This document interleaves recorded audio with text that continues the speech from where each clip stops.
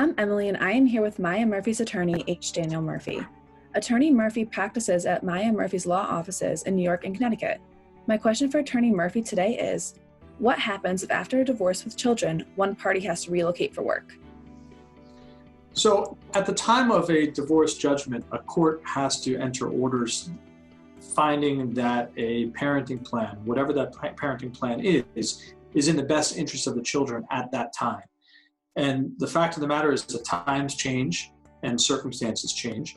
And especially if you're dealing with young children at the time of the divorce, from that time until the children are of the age of majority, the likelihood is that something will happen with respect to the parents, maybe changing jobs, maybe changing locations, maybe getting remarried, something like that, where the parenting plan may be implicated and may have to change.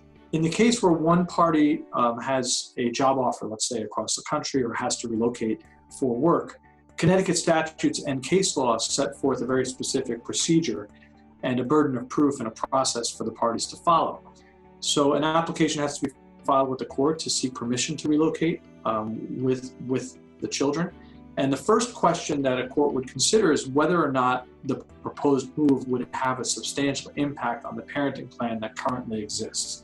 So what I mean by that is if you're talking about just a move across town, or one parent wants to move around the corner, or maybe one parent wants to move just a very short distance from one town to another, and the other parent maybe lives 30 miles away. Well, in both of those situations, the underlying parenting plan may not be substantially impacted by that type of relocation.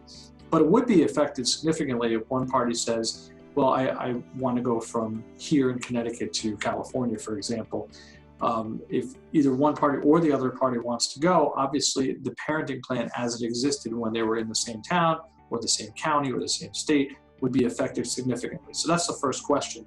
And then the relocating parent or the proposed relocating parent has to prove to a court that he or she has a legitimate purpose for the move and that the move is reasonable in light of that purpose. It's connected to it in a reasonable fashion. And that parent is also tasked with the responsibility to prove to the court that the relocation would be in the best interest of the child or children they're seeking to move. It used to be the case that the non-relocating party, the one wishing to stay here, would have to prove that the move was not in the best interest of the child. That changed more than a decade ago now. And so now it's the legal burden is solely on the parent who's proposing the move at that time. What kinds of things does a court consider in deciding whether a parent is permitted to relocate or not? So in the mechanism that I just described, there's a number of things that the court will look to in trying to make a decision, a very difficult decision for a court to make, as to whether one party is permitted to pick up with children and go to a different location, either within the country or outside of the country. And the court's going to look at the reasons, the underlying reasons for either seeking the relocation, and also look at the reasons for the non-relocating party to oppose that relocation. And it's going to weigh those reasons. The court is also going to look at the quality of the relationships that currently exist between both the relocating party and the children and the non-relocating party and the children.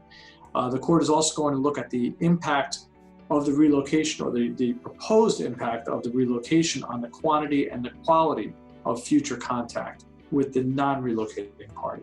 So when or if a party is permitted to move far away, how will that and to what degree will that impact the relationship that the non-relocating party has with the children?